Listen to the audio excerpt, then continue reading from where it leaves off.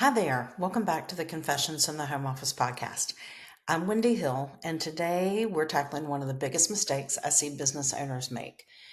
That's confusing random marketing tactics with an actual marketing strategy. So it's really tempting. You see someone doing TikToks and you say, we should be doing TikToks. You hear that a competitor started a podcast, so you think, okay, I'm going to grab a microphone and I'm going to do that too. So you boost a Facebook post here and there, you send an email once in a while, and before you know it, you're tired, you spent a bunch of money, and you really don't know if anything is working. I know that because I've been there too, the early days of my business. And I really thought the more that I did, the better my results would be. It would just be, work harder, the whole hustle more, I need to post more. Clients will just show up. And they didn't. All I got was burnout, spending extra money on ads, and just frustrated. So today I'm answering 5 questions that'll help you understand the difference between strategy and just doing random things. By the end of this episode, you'll know what a real marketing strategy looks like, where to start, and how you really should measure success. So let's get started. Question number 1. Do I really need a marketing plan, or can I just post on social media? Isn't that what everybody else is doing? So here's the truth. You can post on social media without a plan, but it's kind of like, as my friend Jay says, firing bottle rockets, or you could say throwing spaghetti at the wall and hoping something sticks. Sometimes it works and sometimes it doesn't. So a marketing plan is about intention. It says, here's who I want to reach. Here's where they spend their time. Here's the message that I need to get across to them. And without that, you're just kind of guessing. And, we're really not mind readers. We think we are after we have a lot of experience, but we're not. So I'll give you an example. I once had a client who was posting on Facebook every single day. Their posts were funny memes, holiday greetings. Today is National Taco Day, and a random photo of their dog in the car. But none of it tied back to what they actually did as a business. They were exhausted and their audience was confused. And they were doing this on their business page. They weren't doing this on their personal page. And so, I recommended that we sit down and just talk through a simple plan. We don't need a big deck. We don't need a big document. Just kind of a one-page outline to keep them on track. And everything shifted. Instead of just posting on their business page just because it's Tuesday or because they do that every day at lunch, we focused on what they wanted to sell, who they wanted to reach, and what questions their customers had, and tried to address those. Think about every time you have a meeting, every time you have a call, every time you work with someone, what are the things that they're asking? Capture those. And so guess what? Engagement actually went down a little bit, which I know drives some people crazy, but inquiries about their services and sales went up. So here's a quick framework. If you want to look at a really simple plan, set one goal, decide who you're talking to, and then decide what you want them to do next. And that's it. A plan doesn't have to be complicated, but without a plan, you're just staying busy without moving forward. And over time, everybody just wears down. So, question number 2. How do I figure out who my target audience actually is? So, this is where people get stuck. Your target audience is not everyone who needs what I sell. That's too broad, and honestly, it waters down your message. And you couldn't serve all of those people, especially if you're a small, medium business. So here's where to start. Think about, let's take like your 3 to 5 best clients. These are the ones who paid your price without much grumbling or without any grumbling. They appreciate your work. They've referred you to others. Write down what they have in common, and that's the start of your target audience. I've had a client say before, anybody with a credit card is my client. But then when you start looking through things, their best clients were service-based businesses. And then when you narrow down the focus and speak directly to that group, then they start getting more traction. They weren't just chasing everyone. They were connecting with the right people. So in my own business, I don't say I do marketing for everyone and anyone. That used to attract people who didn't value the work and wanted the cheapest option and went away quickly because they weren't in it for the long haul. Now I say I work mainly with professional services firms. I work with one e-commerce at a time, and I work with one nonprofit at a time. It's clear, and the right people recognize if they're in that description or not.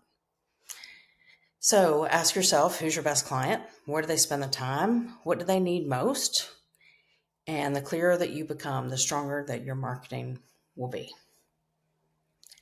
So question number 3, how do I know which platforms to use? Should I be on Instagram? Should I be on TikTok? Should I be on LinkedIn? Should I be on YouTube? Should I be on all of them? You don't have to be everywhere. In fact, trying to be everywhere is kind of the fastest way to burn out. I mean, when you think, I got to post to 6 different platforms today, I mean, that can be exhausting if it's not something you're used to. So I want you to figure out where your audience spends most of their time. If they're professionals, I would say that LinkedIn is a smart place that you should start. If you're in retail or lifestyle, Instagram could be the sweet spot. If you're trying to reach Gen Z, I would look at TikTok. That may be where you need to show up. I've had a client before tell me they need to be on all the platforms because that is what everyone else is doing. And it was exhausting. No one platform was really strong because they were just stretched too thin. So I advised them to scale back, and we just focused on LinkedIn, and we focused on a newsletter. And the results, better than ever. They were consistent, they were clear, and showing up where their clients actually were. So pick 1 or 2 platforms. A lot of people say 1, but even in my case, I need to be on at least 2. And commit to them and do them well. And just forget the rest for right now. Just because Threads is out, you don't have to be on Threads. Unless you find out that's where your target audience is. But it'll still be there. You don't need to be on it right now. You can get there. And consistency, like I always say, beats being scattered every time. So question number 4, how do I measure if my marketing is working? And this is where most business owners get stuck. They look at likes and comments and shares, and they say, we don't have enough people commenting, we don't have enough people liking. And yeah, all those metrics, those are nice, but those are feel-good metrics. They make you feel like something's happening, but they don't really connect to revenue. And I want you to think more of money metrics. Am I getting more leads? Am I getting more sales calls or consultations? Are people signing up for my email list? Is revenue starting to increase? So I've had a client before that was just obsessed with likes, but their social media wasn't bringing in a new lead. And then there was another post that barely got any likes, but 2 people reached out and booked services. That's real ROI. And I'll tell you this, I mean, especially, I would say like on LinkedIn, I don't always go and like every post that I read. If it's somebody I know or it's something I really agree with, but a lot of times I'll see something and I just keep scrolling because I'm busy. And I think that's what a lot of people are doing now. They're absorbing the information. They may not be reacting to it, but I had a client call me, I would say probably 2 years ago, and they said, I've been watching your post on LinkedIn for about 3 years now, and I'm ready to start working with you. They had never liked anything. They had never shared anything. They had never commented on anything. So here's a tip. You should track both, but don't confuse the two. Engagement can be really encouraging, but the real question is, does this effort move people closer to becoming a client or a customer? And then here's the 5th question. What's the first step if I've never really had a marketing strategy before? I would say this is probably my favorite question, because when someone says that usually means they're ready to go past random and become intentional with what they're doing. So here's where I would start. I would set a simple goal. Maybe it's a certain number of new leads a month or several new clients a quarter, but write it down. Don't just have it in your head where it can bounce around and change as you forget what it is. Write it down somewhere. Put it as a note in your phone. I want you to define your audience. I want you to be really specific about who you want to reach. And if you feel like it's too broad and there's a lot of people you want to reach, narrow down even more. You can keep doing that. I want you to choose 1 or 2 activities that make sense. Maybe it's a weekly LinkedIn post, or maybe 2 posts a week. Maybe it's a monthly email that goes out, or maybe it's a blog. Maybe it's Instagram 2 or 3 times a week, but just keep it manageable. It doesn't have to be everything to everybody. And then I want you to track your results. Still, this can be a note in your phone, or if you're a notebook person, you can write that down and just keep some notes for a while. This doesn't have to be some big spreadsheet. So let's talk about our retail business. And I'm just going to use retail because it's simple. I don't work with many retailers, but let's think about like a bakery. My kids and I were talking about someone who started a small bakery this weekend. So let's say their goal is to sell more custom cakes per month. They want to sell 50 more. And so they would think, well, who's the audience? Well, it's mainly moms planning birthdays in the local community. Their cakes for their kids, or cake for their spouse, or for their parents. So what would you do? I'd post 2 to 3 photos of cakes a week on Instagram. And I would send a monthly email with specials. And if they had time, maybe 2 emails a month.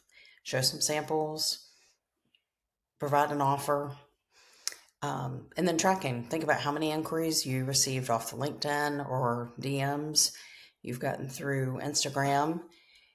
And that's it for right now.